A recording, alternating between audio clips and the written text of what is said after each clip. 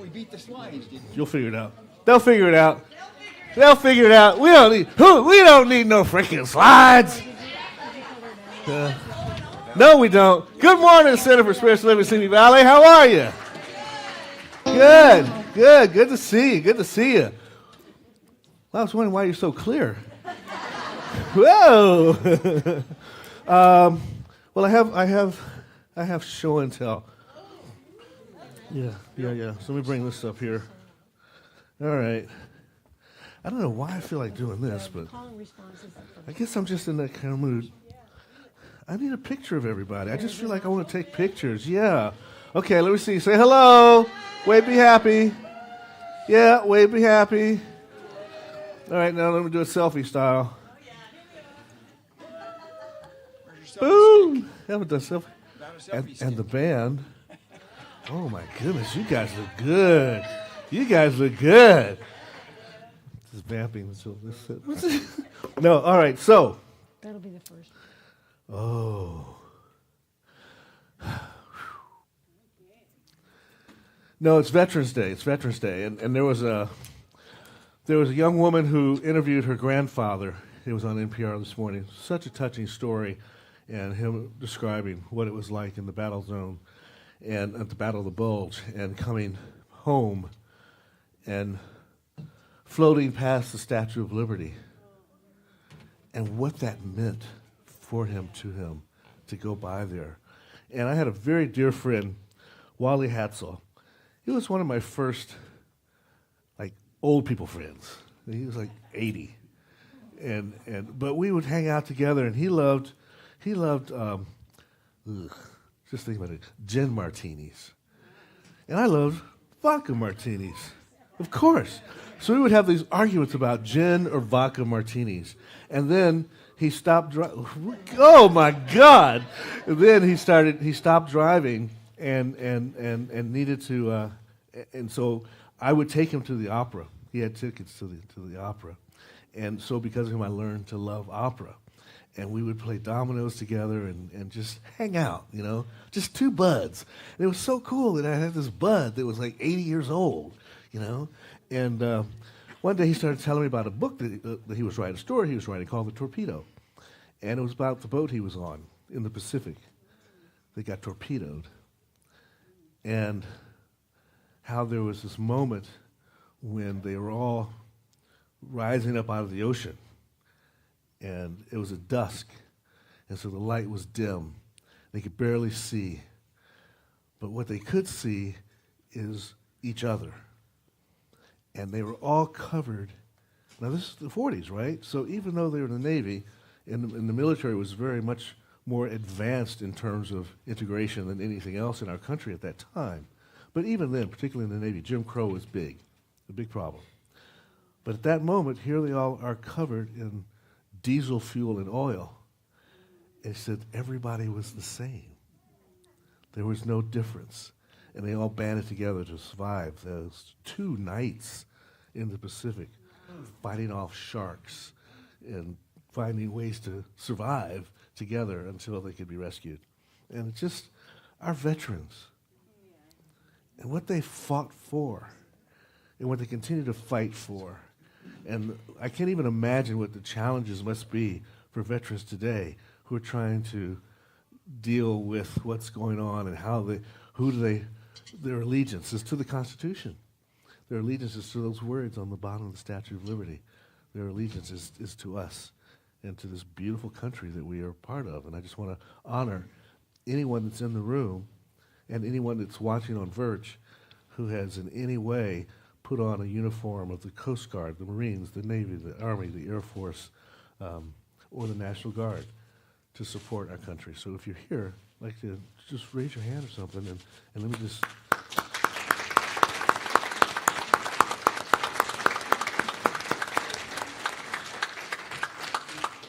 Yeah, thank you, John. Dale, I know Dale stands up at that moment, too. Yeah. So there's that. Okay, so you guys are all caught up? Okay. Hi, Verge. Glad to have you here. Next. Boom. Isn't that beautiful? I love that. And then it's Conscious Giving Month. And I'm going to spend most of this month talking about, referencing this little book here by Robin Wall Kimmerer. It's called The Service Berry. I think it's very interesting that her first book was like the Bible, and then this next book is the Citation book. But it reflects that quote. I think it's Mark Twain. He said, "If I'd had more time, I would have written you a shorter letter." She took the time. Like every page, it's just filled with wisdom. It's just highlighted like crazy in here. So we'll talk about Serviceberry, and talks about a different kind of economy that we can participate in. And I mention that because it's our Conscious Giving Month, and that's how we're going to reflect around conscious giving and talk about the gift economy or the gratitude economy, a service-berry economy. And I know that some of you say, oh gosh, here's that card again. But hopefully, as we go through the month, you'll see that the giving, it's just life. It's such a part of life. And we have associated it with the way we experience economy today, and it's not that way.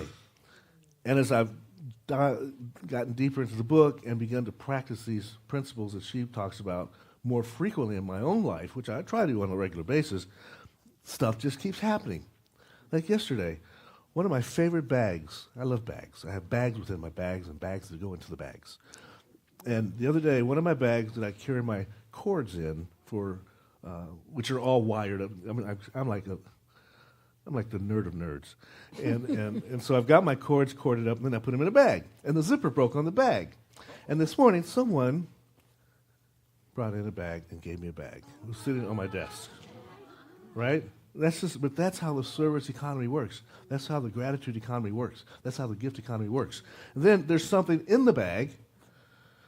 And I'm like, all right, really? Is it God? You are so on today. And in the bag, it's a little card, and the card says, there is an abundance of everything.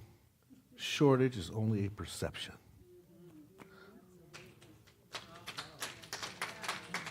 You keep thinking there's a shortage of abundance, but shortage is only perception. There is a never-ending stream of abundance. There is no shortage whatsoever.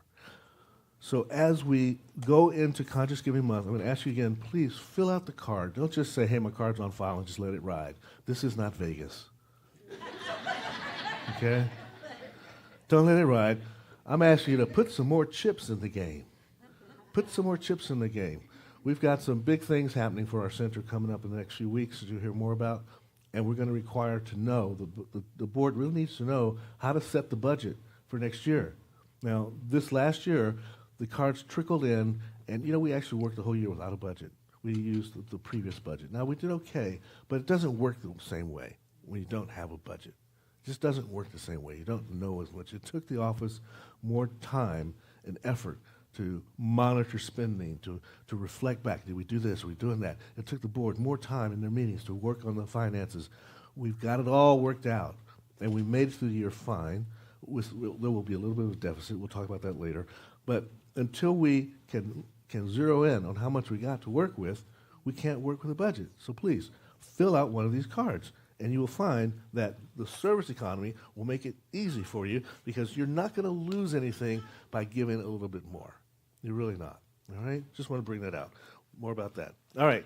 Now, the gifting economy, the service economy, the other thing about it is we have people that are of service all the time. In fact, we have volunteers of the month this month because we're going to honor our audio-video crew, and it is going to Bing! Olivia and Greg. So everybody turn around, give her some love, because she's not going to run her down here. I would bring her down here, but I can tell you right now, that's where she likes to be. She's one of those kind of service people. Likes to be in the background, that can't be seen, but there's glass. We can see you. We're all looking at you. We're loving you up. Thank you. And thanks to Greg Seymour, who's probably doing honeydew work for his daughter today. All righty. So, there's a lot going on, as I said, but we have this beautiful mission and vision statement that guides us through the process. Let's do that together right now. Here we go. We're community, inclusive, loving, and authentic. We celebrate all paths to God in gratitude empowering self and others. We serve compassionately through outreach, inspiration, and education. That's who we are. That's why we're here. And here's what we do.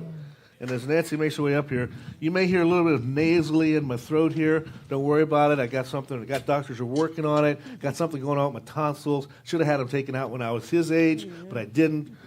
But I'm going to, and isn't that going to be fun? Yeah. So ice cream. It's okay. It's all good. I was 4 when I had mine. And See? they promised me all this ice cream that I never got to eat. Anyway. Good morning, community, CSL Simi Valleys. Let's enter into our prayer treatment for opening the service. Coming into this divine knowing, this divine moment, where we recognize and know that love, intelligence, God is all there is. It's this one power, this one life that flows in and through everything that is right here, right where each of us resides, and also out through the cosmos. So knowing that this morning, we know we are here on purpose. We are here in community. We are here in unity. We are so grateful this morning for this moment, knowing that this service was divinely blessed before we ever stepped foot in the door. We know that the music with Karie and the band this morning just lifts our hearts, lifts our spirits. We are so very grateful for Reverend Stephen being here, opening to his divine wisdom, humor, and grace that fills our hearts and our minds and our souls.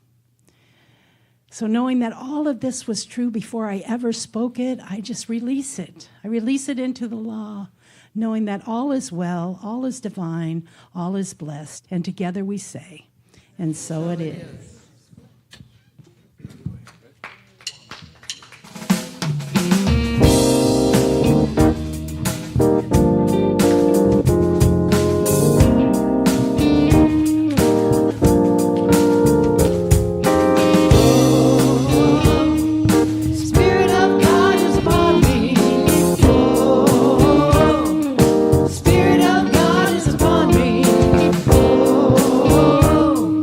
Spirit of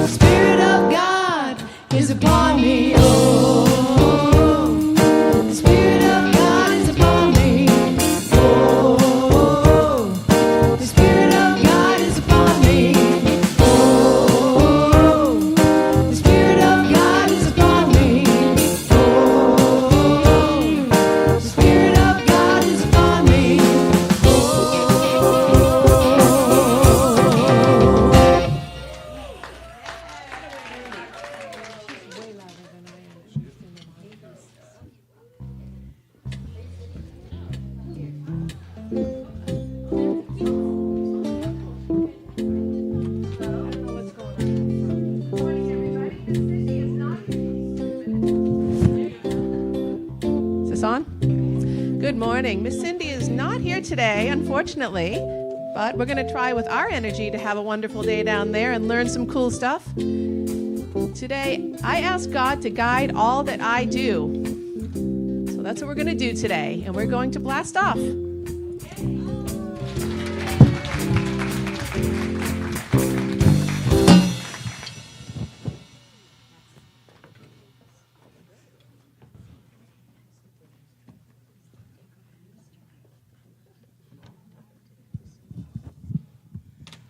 All right. So you see our affirmation up on the screen. I'm going to read it, and then I'm going to ask you to read it with me. So here we go. I live in an economy of love and law that nurtures community and enhances mutual well-being. Together, I live in an economy of love and law that nurtures community and enhances well-being. So, as I often do, I went to the Science of Mind magazine, and this was July of this year. And I read a lot of things, trying to find the perfect one that I think goes along with the affirmation. And this is the one I came up with. Lumina.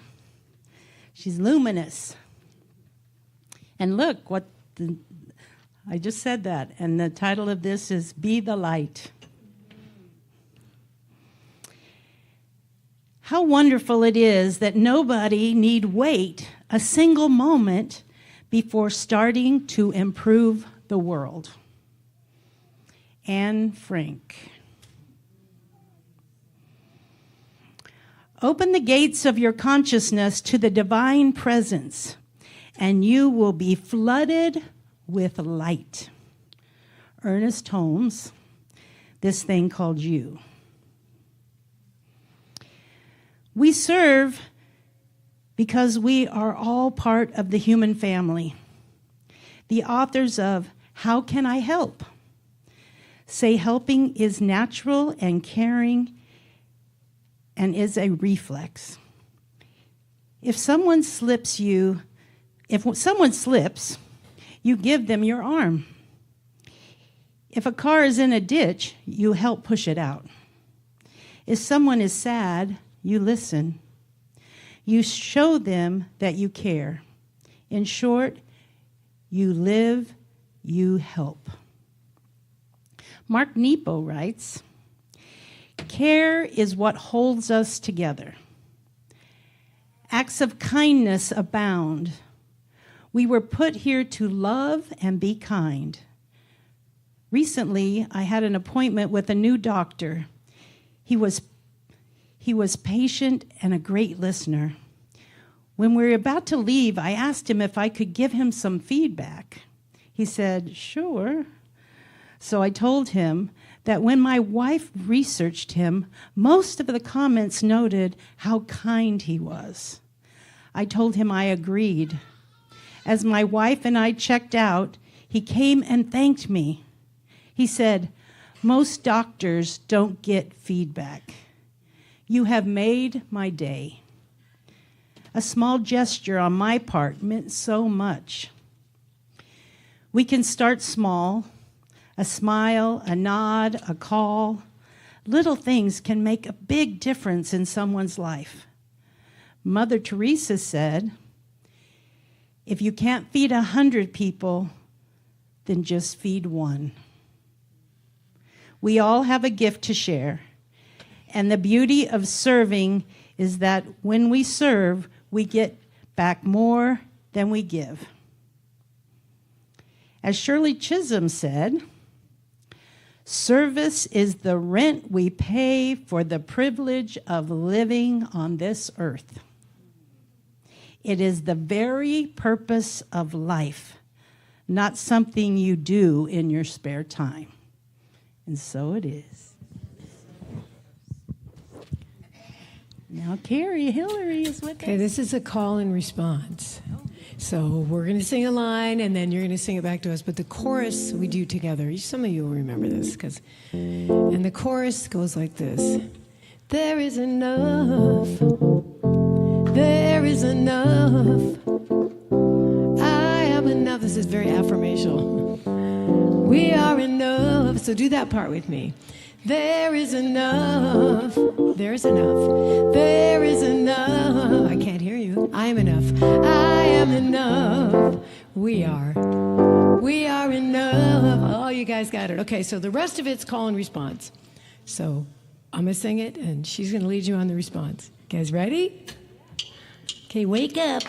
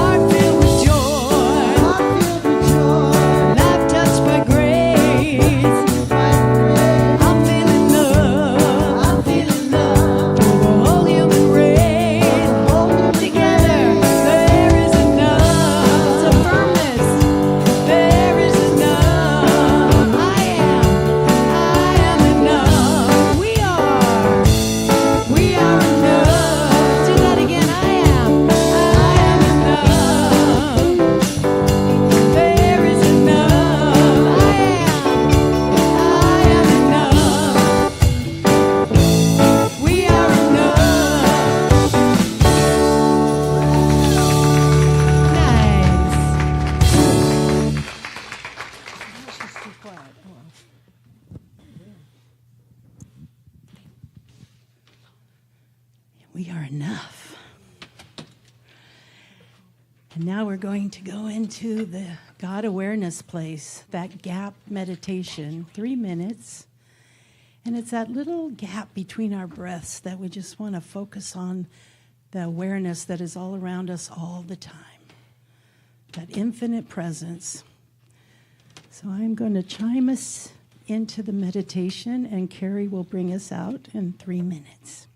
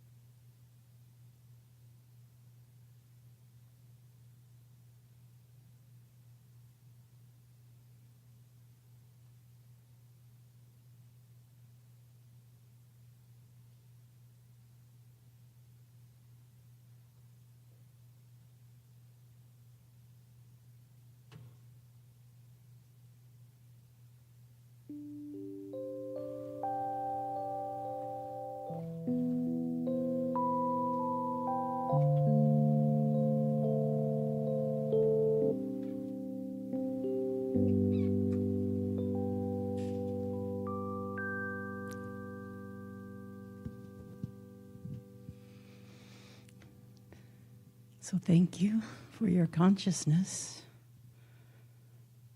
That was just 3 minutes. We have 20-minute meditation before services on Sunday morning. We have meditation on Wednesday evenings at 5 and Thursday night at 7. And it's a tool we truly teach in this Science of Mind teaching, for it calms us and it brings us right there with the one, right with your breath. So thank you. And now it's time for Karie Hillery again. Thank you. Oh, boy. Thank you.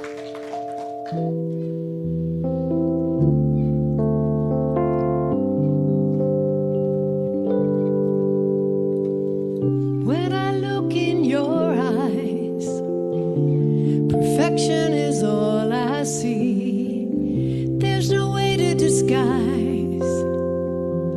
Love's living as you and me. Trust and believe in community surrounding you, allowing our oneness to guide us in all we do.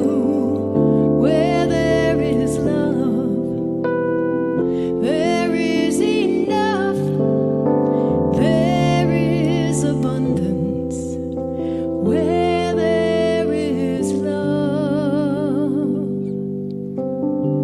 when we live from our hearts, we know a wiser way. Compassion surrounds all that we do and say. The love that nurtures the well-being we receive, knowing the wholeness in everyone we meet. 'Cause where there is love, there is enough, there is abundance. Where there is love,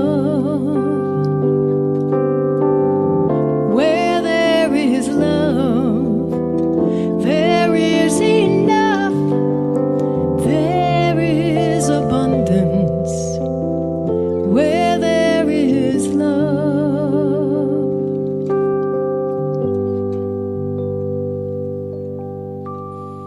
When we know we're all one, we have much more to share. Abundance abounds. Now we see it everywhere. Bring understanding and love to all we do. It returns to us. Nurture this deepest truth. 'Cause where there is love, there is enough, there is abundance.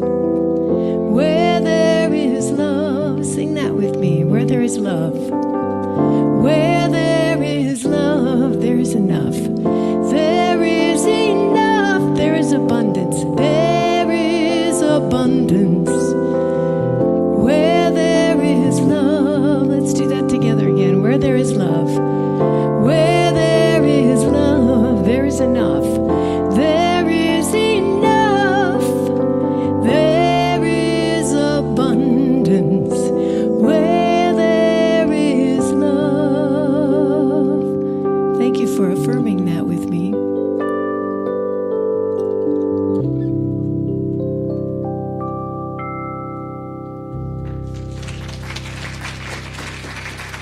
Thank you, Karie.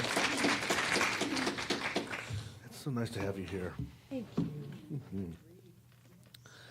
Yeah. And of course, we love Sherry, but she fills us up with such good music, right? When she's gone, like David Joyce or Dave Watkins, or, you know, it's really fun, really fun. All right, so here we go. Let's get it open.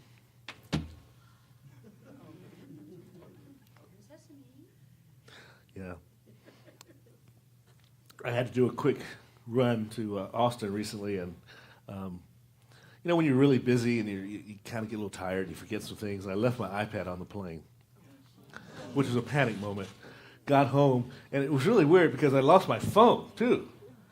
You know, so here's the story of Steve. So I lose my phone, but I have the ringer on the door thing, the door that goes ring, so when I would go outside, the ring would happen, and that goes through the phone. So I guess I haven't lost my phone. It must be out here somewhere. So I'm in the bushes because what happened was I was going to call with my iPad, I was going to call my phone to see where it was, but I didn't have the iPad. So I'm like, oh, now I'm really panicked. So now what am I going to do? But I find the phone, and then finally I get to the airport, and I go to the airport, and I just want to go up to the passenger place real quick, right? So I say, look, let me just park right here. And the guy goes, how many movies have you seen? I said, I know, White Zone Land, no. He says, you can't park here. I just want to walk. You can't park here. Okay, that's right. So I leave, I had to park, and then come back. And I walk back, and I'm going up to the Southwest Terminal, to the luggage place, and I'm walking like this, and this lady's got it in her hand. She did it right there. I said, I think that might be mine. She says, if you can open it, you can have it. Boom, boom, boom. Gone. Home. It's so cool. It was really great. So if I had parked at the White Zone, she wouldn't have been there. It wouldn't have been waiting for me. Everything works out. Divine timing. You know, we need to just trust. And I find that when I just trust, it does work out. I didn't panic during all of it. I knew it was all going to be fine. It was just the aggravation of having to do it. But, hey, even in the aggravation, I had some joy. I was laughing at myself on the ground and in the bushes trying to find the phone. It's all about just living a new thought life, you know? Life can be so stressful if we don't put these principles into action. And as I was developing talks from this lovely book, she's such a fun writer, this woman. And the service berry, there actually is a berry called the service berry. It's in the Northeast in the woods. It grows there, and it's super tasty, so she says. And I'm going to try and find some service berries to eat some at some point. But as I'm reading this book, I'm thinking that everything she's talking about is really an old way of living in the world. And we call ourselves practitioners of new thought. But really, it's an old way of it's an old idea applied to a new time. And so what came to me from that is that this is really a talk about a new thought economy. It's an old economy talked about in a new way, making a big shift from ancient teachings and bringing those ancient teachings about how we lived in the world into our current life. See, the goal today, we all know it. What's the goal?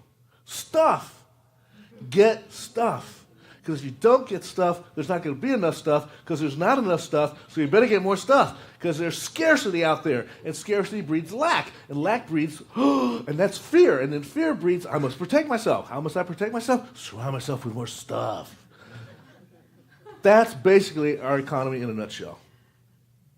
But historically, the economy was, there's a lot of stuff, so let's share our stuff, because I have more stuff that I can use. So how about you take some of my stuff, and I'll take some of your stuff, and everybody's happy.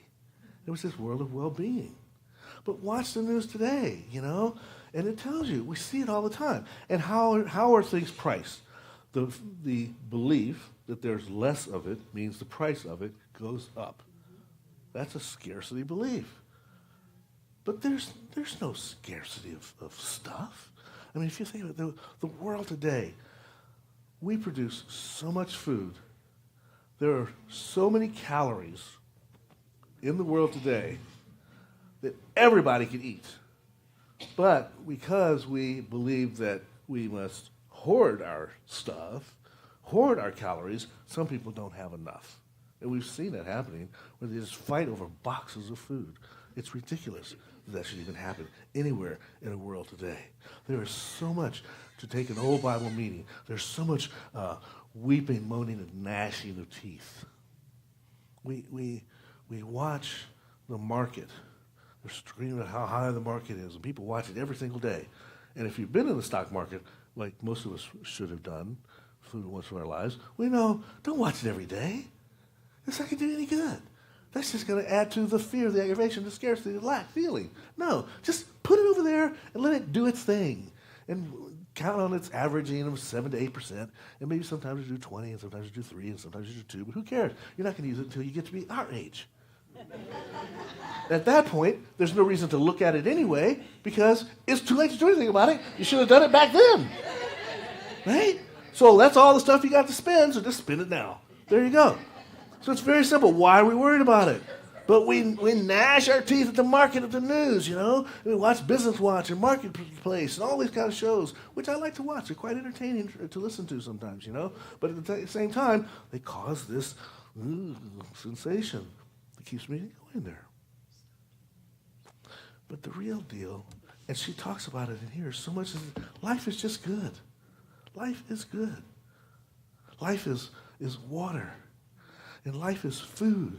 And life is soil. And last time I checked, there's lots of food and there's lots of water and lots of soil. So there's going to be more of it. Nature's law is a new thought law, that all this stuff is happening because of this miraculous pair of interesting things. There's respiration.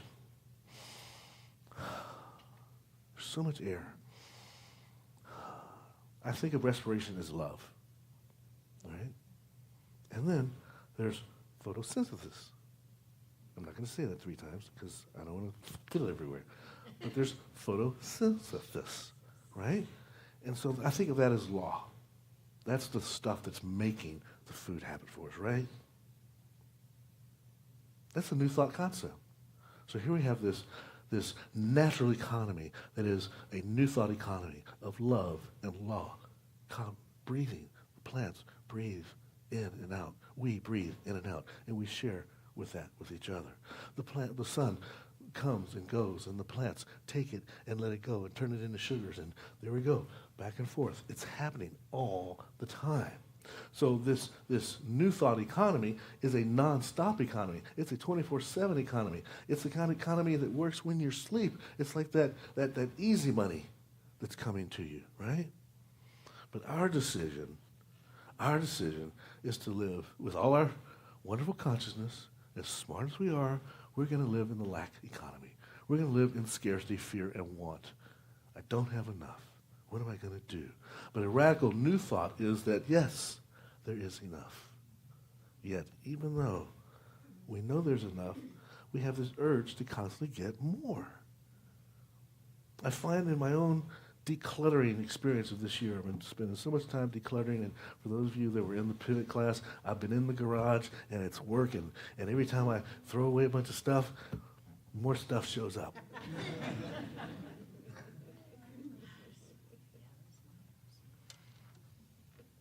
But the gifts of life, the true gifts of life, are really not to be hoarded at all.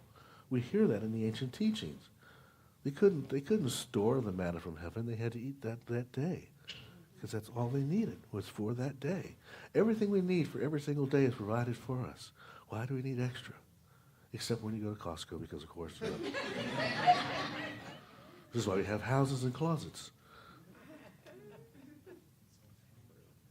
called storage of the stuff.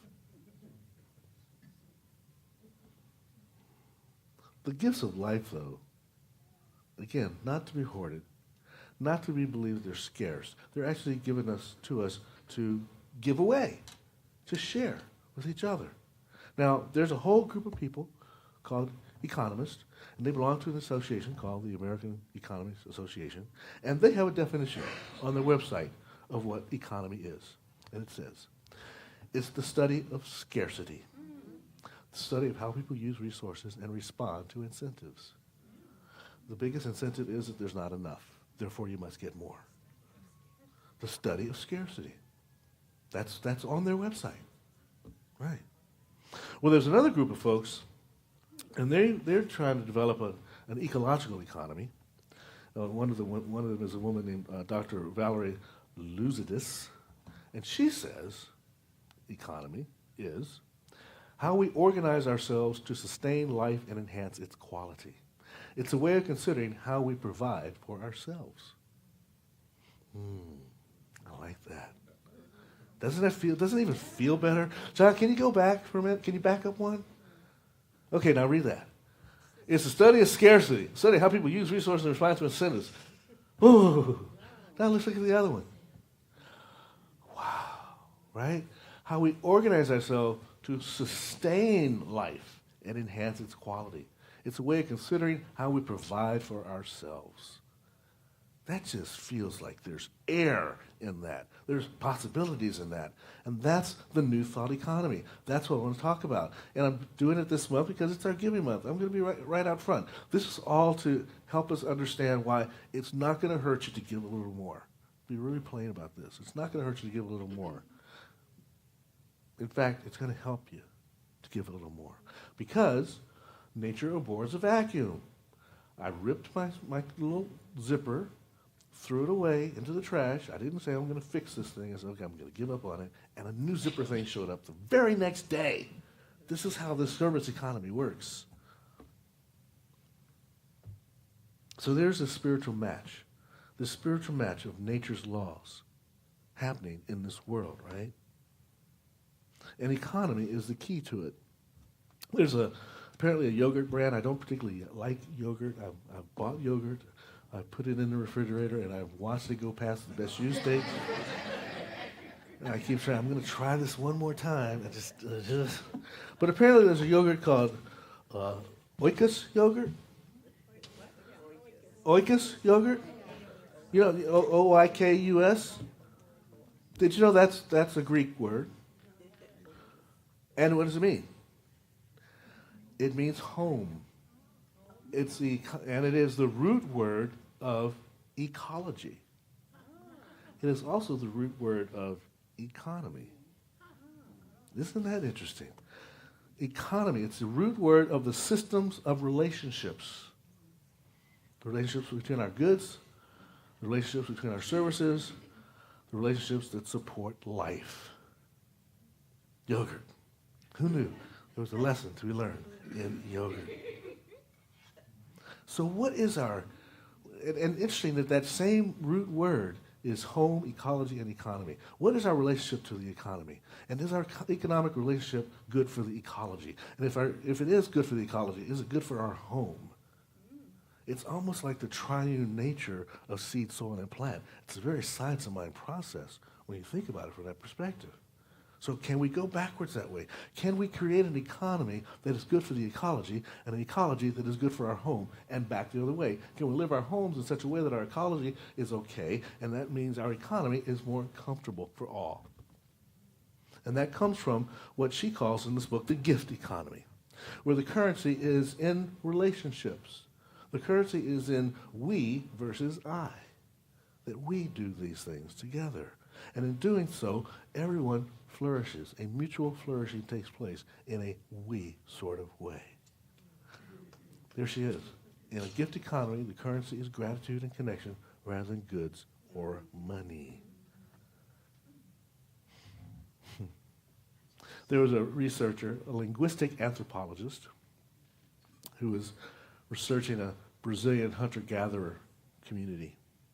And this hunter brought home a really big animal. Lots of meat. A very big kill. And the researcher says, so how much of that are you going to store? Because he knew that this culture knew about smoking, and they knew about salting, and so he figured and they knew about drying. So he said, how much of that are you going to store? He said, store?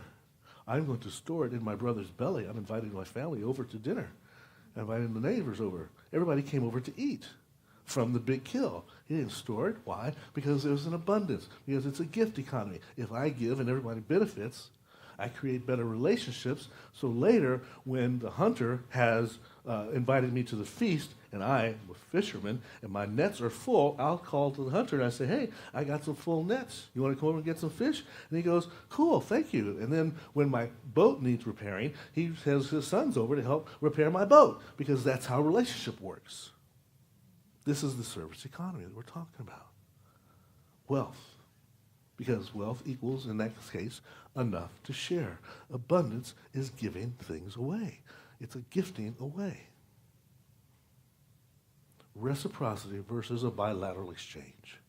When I go to the store, now I'm a relationship person, so this doesn't happen to me as much.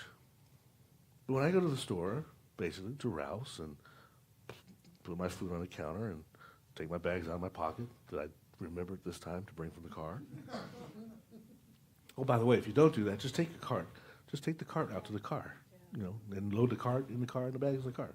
All right, so I got my bags, I put the money down, I buy my stuff, I walk away, we're done.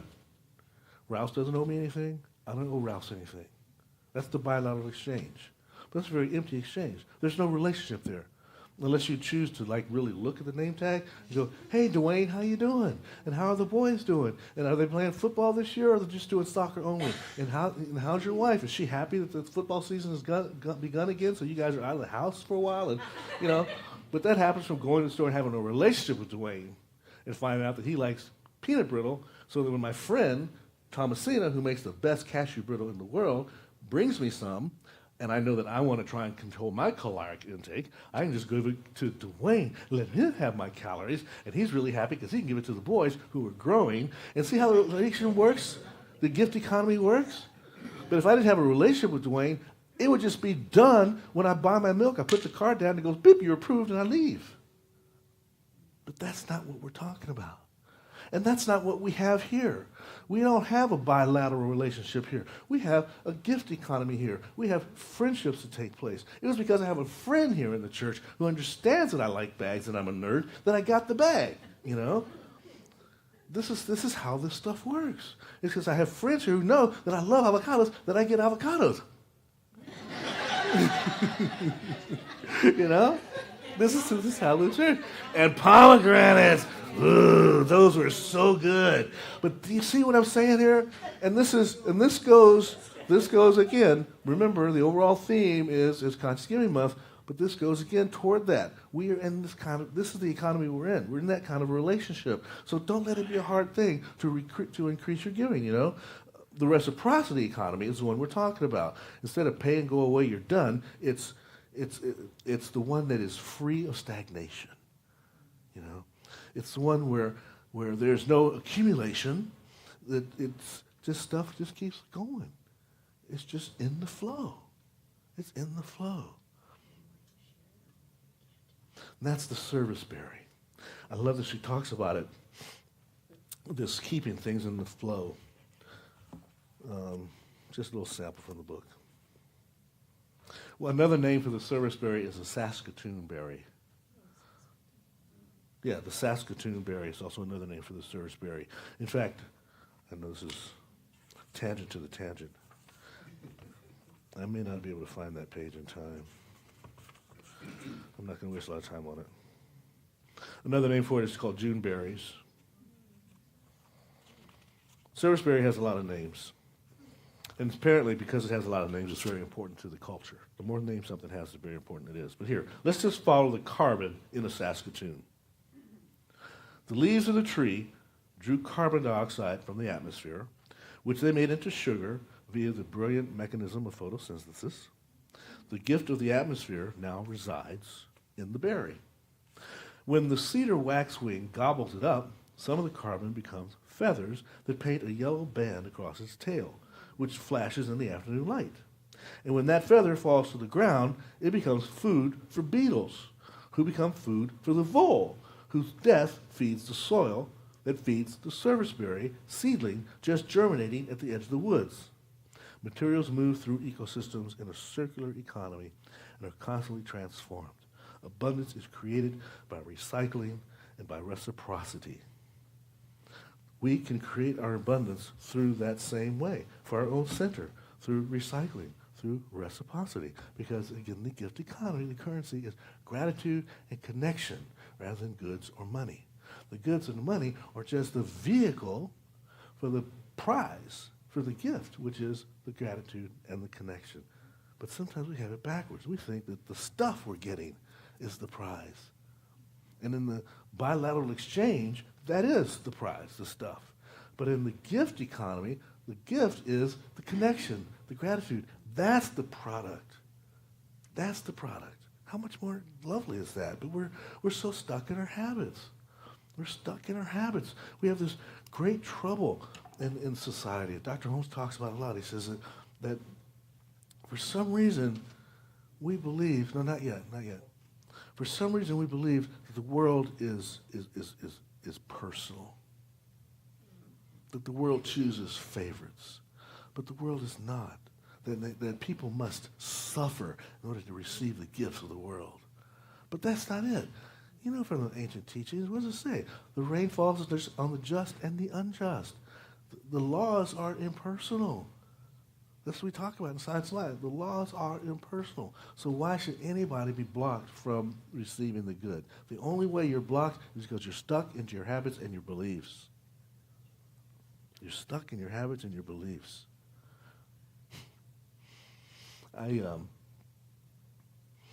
I've had to evolve.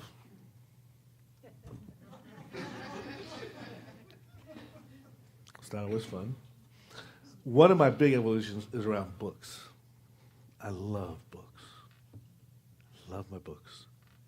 And people would invariably come to my house. Now, my house has a hallway that's 20 feet, and it's got a bookshelf floor to ceiling, and that's full of books, and I have several bookshelves in different rooms. So when people go to my house, they think they're coming to a library, and they're always like, "Oh my God, can I read that?" And I hated that, because I would loan them the book, and I know what it was. I would loan them the book, and then they wouldn't bring the book back. And I had such attachment to the book that they could feel the vibe of not bringing the book back. They didn't want to come over without the book.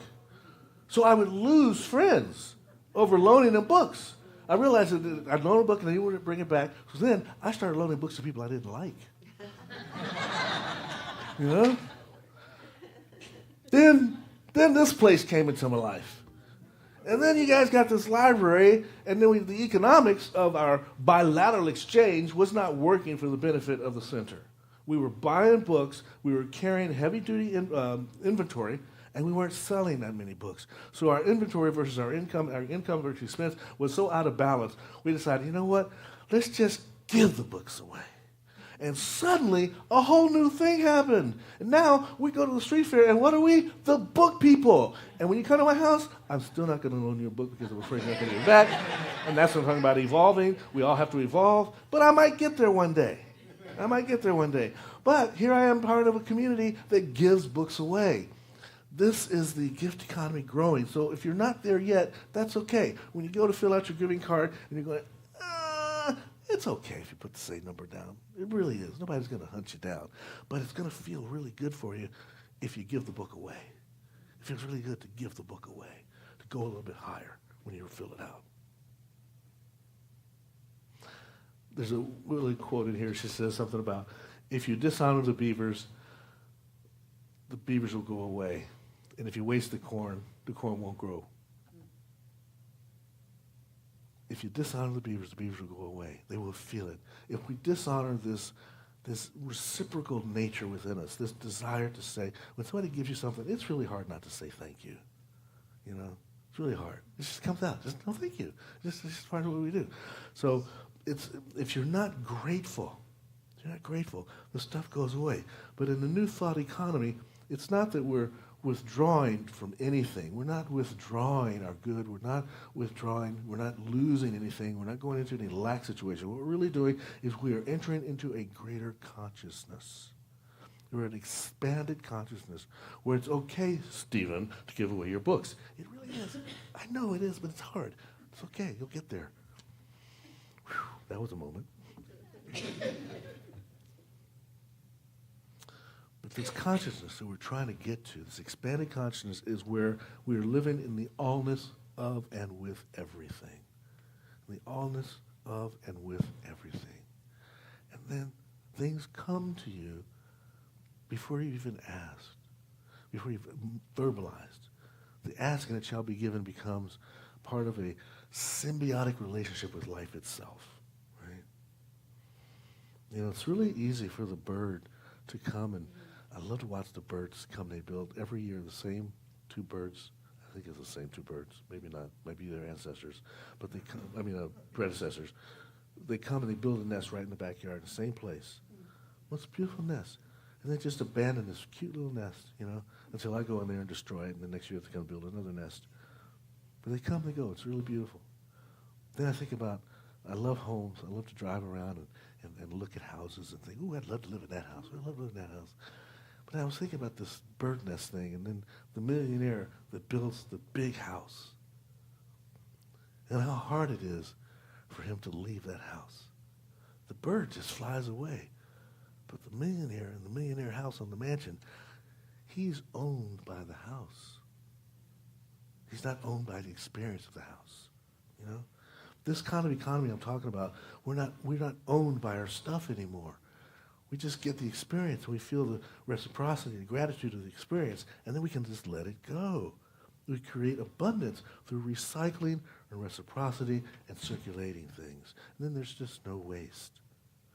That's what Dr. Holmes tells us in his book, Love and Law. He says, we are altogether too personal in our likes and dislikes, in our picky-unish ways of picking and pecking like some old hen.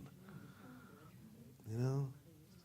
We're just so critical and ready to, there's not enough of that, there's too much of that, and judgments and all that sort of stuff, just like some little hen and pick. No.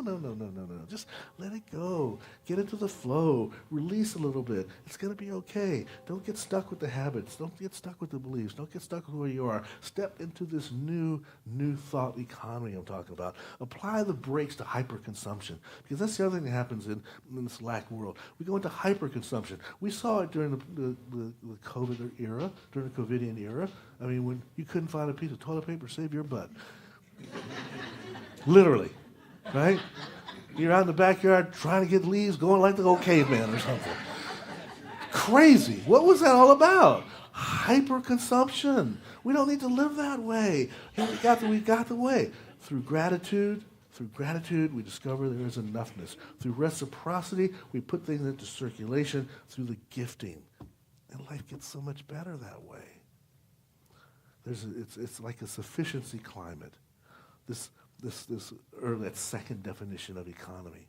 How do we sustain life? Through a sufficiency economy, where hunger abates and we take only what we need, and we respect those that give. So we don't take more from the things that give us. We only take enough. We call it New Thought economy, but it's not New Thought. Like I said, it's old. The Potawatomi peoples had these ceremonies that would reinforce their relationships. Like when you go to a Potawatomi's chieftain's birthday, you didn't bring gifts to the chief. He gave you a gift when you came to the party. He gave you a gift for coming to his party. Instead of the other way around, you know? And the potlashes, we talked about the potlashes of the Pacific Northwest, where they share their wealth. They share their wealth, and by doing so, they enhance their own prestige, because I've got so much to give, I'll give you of my own. They affirm their connections. I've invited you to a place where you can have this or that. And they cement bonds. So this whole process we're talking about, this process of being a conscious giver in your life, is one that will affirm the connections to your spiritual home and to each other that are participants in this home. It will enhance your sense of wealth and well-being and your sense of prestige, and it will cement the bonds that we share.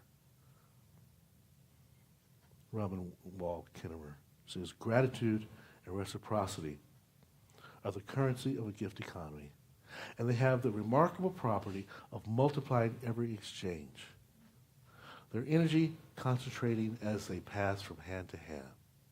Truly a renewable resource. So participate in a renewable resource. Become a conscious giver, not just here at the center, but in your life. Consciously give, and you will receive the gift on a regular basis. And it might be a nice zipper bag that you can put your wires in. And so it is.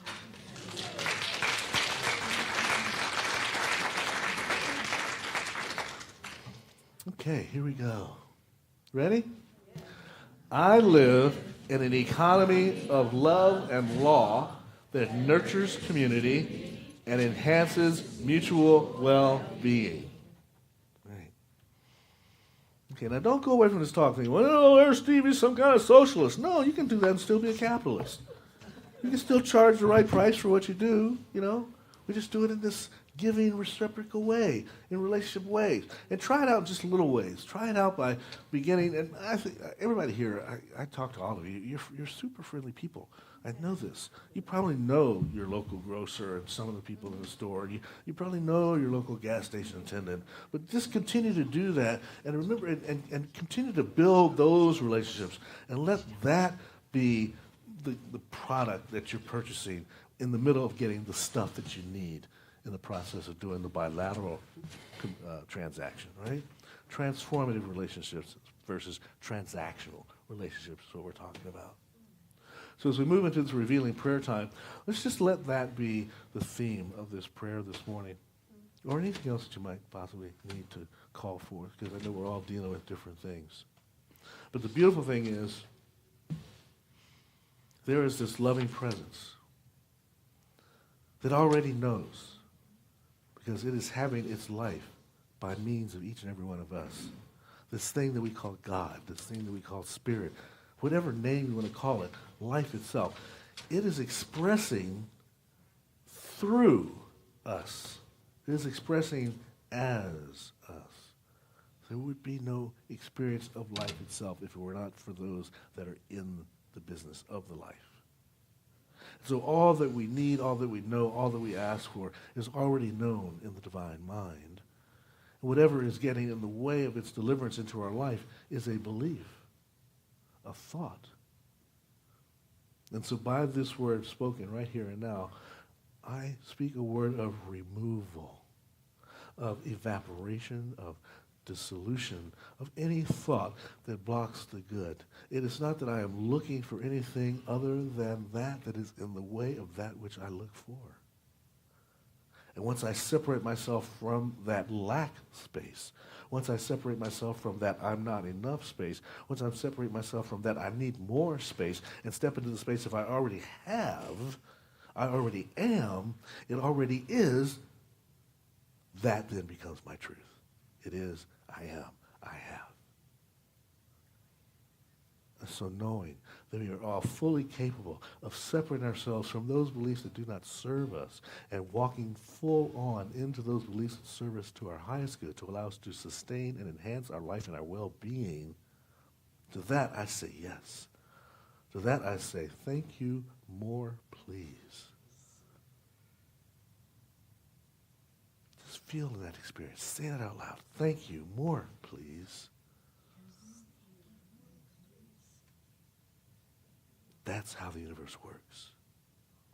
And you shall be rewarded by that vibrational energy in your mind, in your thought, in your life. This is our truth. We go out now and make it our reality by affirming these words, and so it is.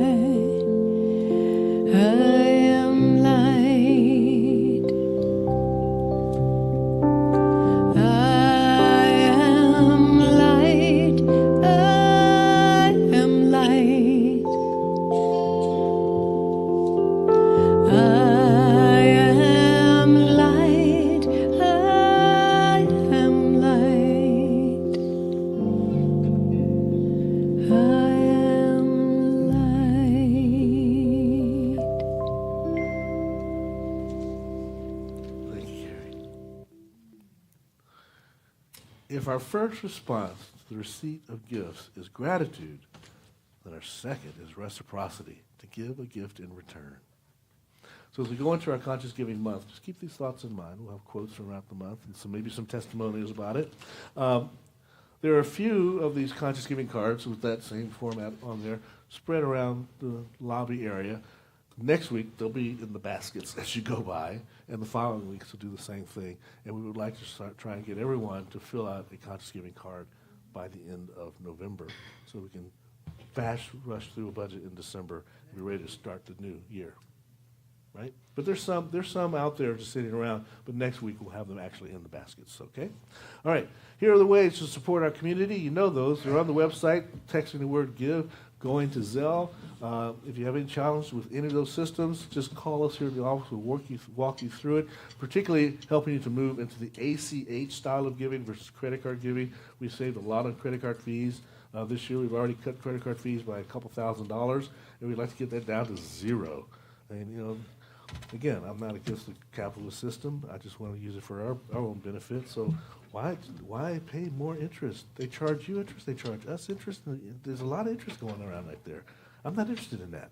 Okay. And here we go with our affirmation of abundance. Are you ready? Let's do this. Divine love, it's doing its perfect work here and now. Divine love harmonizes.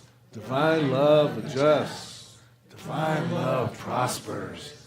Divine love foresees everything and richly provides every good thing for the world, Center for Spiritual Living, Simi Valley, and me now. Divine love prevails. Thank you, Becky. Thank you, Linda. And thank all of you for your gifts. Take a look at what's happening. There's kind of good stuff going on, including a workshop, I think, later on as well. Yes. Yeah.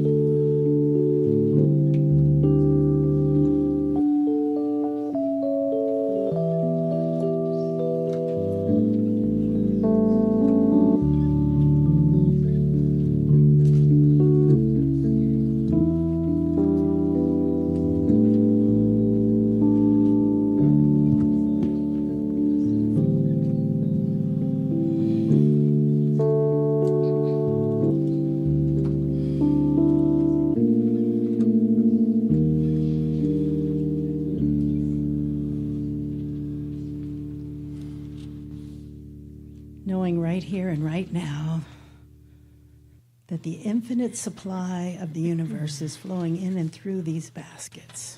Service berries everywhere, more than we can ever imagine.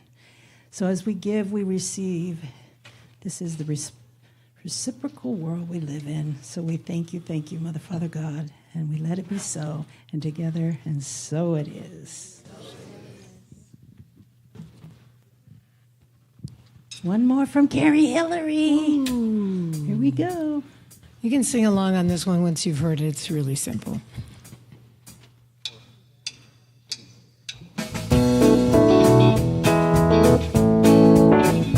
Let us gather all together in a circle safe and strong with our sisters close beside us, reminding us we all belong. Let our lives be an example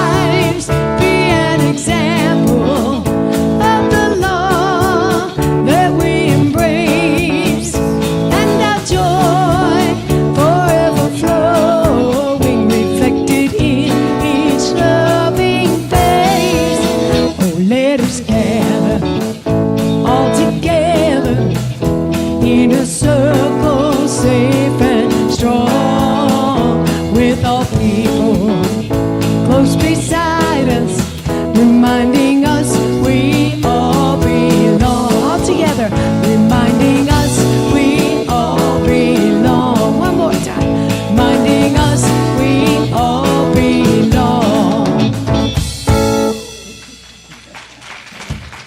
Thank you. Thanks. Okay. Some thank you times. So, Ron, thank you so much for being the team leader today. Appreciate that. And Becky and Linda doing the baskets. So, Randy, you doing sound today, huh? He did it all. You did a good job. You're doing it all. Thank you so much for that. Thank you, baby. Our volunteer of the month up there in the booth, Olivia. Thank you. Thank you, dear one. The Miz Man. Thank you, sir. John Mizialko, slide operator. Our Cosmic Kids today, the Admiral was out sick, but we do have the captains, Deb Owen and Tracy Carbone, back with our kids today. Thank you so much for that. Our service coordinator standing in for Darlene, Kathy Burt, doing a great job filling those shoes. Greg has already left to go work in the office. Thank you so much. In our fellowship today, get ready, folks. Look at this lineup of tasty treats coming to you from Lena Townley, Krista Dexter, and Candy Cooper. Thank you. Thank you. Right now, we had a lot of stuff happening this week. Behind the scenes, keeping the place spick and span for you is Kathy Burt, Gloria Binder, Regina Rose. Regina, thank you so much for stepping in to join the service team. And Bruce Hamer. They're on the cleaning crew this week. And we had a sound bath, near record sound bath. Renee, you are just rocking it, bringing the people in. They love you so much. I think we had 42 people, 44 people this week. So that's beautiful. Thank you so much. We're so pleased for how that's working out. It takes a crew to make that happen. That crew includes John Bellis and Pat Schaefer, Joanna Andrews, Ron Young, Deb Owen, and of course all the sound bath participants, and the Thursday night meditators, because the Thursday night meditating class takes half of the chairs out. John and I take the other half out, and then they'll bring it back in here. So it's quite an ordeal, but it works for us, and it's really great. So thank you so much for our sound bath. I want to see that kind of energy for flow on creative sounding. We'll talk about that in a minute, because it's an equally powerful experience. So I really want to get some folks to come to that. All right, and here we go. Karie. Yeah. I love that you write these perfect songs. You rewrite your lyrics or your talks. It's so wonderful. I can see that. Steve Fowler, rocking us today. Had a couple leads today. Thank you, Steve. Bob Townley, and back from his time off, Randy Jones on the drums. And Cassandra, thank you for being here to lead us in our congregational songs today. We've missed you, but I know it's a big happenings over at your other home, Agape. This their 40th. They're also their 40th year. Huh? Oh, their 39th year. We got them. We're older than they are. That's right. Take that, Mr. Beckwith. Think you such big stuff. All right. Now, we got a few things happening. Lane, would you like to go up and talk about your workshop real quick? I'm excited for this one. Living from the inside out. That sounds like it might be painful. You start your toes and pull up. No. Stay afterwards. Maybe it starts at 1 o'clock, my workshop. So if you grab a quick lunch, something healthy, even though there's donuts or something back there, get something healthy, and come back. And it'll be 90 minutes. I'll honor the time for everybody. And it's just, it's basically cultivating awareness of knowing who you are and living from that center instead of always living in reaction to what is happening outside of them. And we'll have fun little exercises for you to experience that. So, won't you stay? Looking forward to it. Thank you, Elaine. You know, Elaine is one of our more humble folks, but I got to tell you, she's a deep thinker and an incredible teacher. So, if you have the afternoon, give yourself 90 minutes to do this practice with us. It will be really fun. And then we have also, it is our canned food drive. Donating to you feel like, good. We do this through Thanksgiving. The amount of food that, I mean, if you've been seeing it, it's not just, even before the SNAP and all that became a problem in our country, we were already struggling. The Samaritan Center is already struggling. Food banks are so far behind. There's such a need out there. And every time we eat us in this group, we got to think about how blessed we are. And for every can that you open up or whatever thing you eat from, think about how can you share that meal with somebody else. Think about this gift-giving economy. Participate. Bring your non-perishable food items here to the center. You can put it in the big can there, and we're going to donate that each week to Samaritan Center. It says now through Thanksgiving. We're going to do it right through Christmas. We could actually do it every day because they need it all the time. The only reason we did it in and out in that way is just to continue to get some energy around it, because sometimes it gets stale if we leave it out. But the reality is we need to do it all the time, and that's not a happy reality to live with. Donate it with love. Please participate in that. And as I mentioned, the Creative Sounding is coming up on Friday, this one on the 14th with Florence Riggs. She's such a powerful energy and a force to be dealt with. And so come and let her bring out something in you that you did not recognize was there. And I'm not talking about your voice. It's what's behind your voice. It's the vibrational energy that you carry. And if you want a great thing to do would be to come to the vocal sounding and do that. And then the next week, just go about your business, but be more quiet about it. Walk into a room without saying anything and notice. What will happen is people will start to greet you. They'll turn and go, you'll walk in the room, people will turn around and go, hey, what's happening? Because your vibration will be different. Your energy level will be stronger, and it'll be lifted up by doing that. Use your voice for healing, as she says right there. All right. That takes care of the events that are coming up. It is now Nancy's time.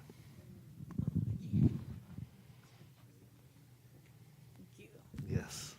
Yes, I'll be available after service in the practitioner room or outside the door for anyone that would like a 3-minute miracle. There's also the prayer box out in the lobby, so you can write your prayers out, and we send them out to our entire ecclesiastic team. So, yes, that's it. And I'll be at the workshop with Elaine, and let's all support her, and it's going to be a beautiful afternoon. So, Absolutely. Thank you. Thank you, Nancy. All right. Let's stand, do our closing benediction, and we'll all sing together. I'm at home in the heart of God. My life is anchored in truth. I can never be separate. I live in the consciousness of peace. I release all fear. I am living love.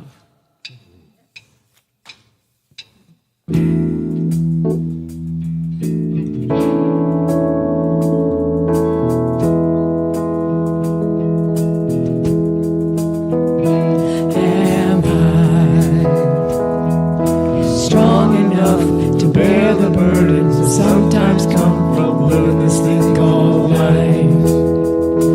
Am I wise enough